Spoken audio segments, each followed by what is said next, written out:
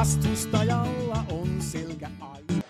No joo, tässä ei ole lähes puolen vuoteen peli alla eikä ole kuin 4 joukkueharjoitusta, että kyllä se tietysti niin vähän outoa on mennä tuonne kentälle, että sitä tulee semmoinen tunne, että ei olisi ikinä pelannut jalkapalloa, mutta kyllä tietysti niin.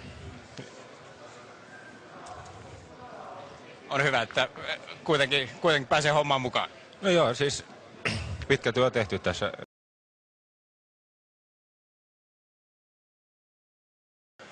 No joo, meillä on siis hyviä pelaajia ilmassa, eli tulee puolustuksesta muutama hyvä iso kaveri. Ja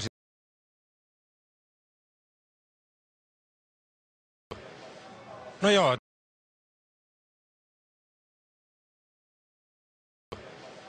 No joo. No joo.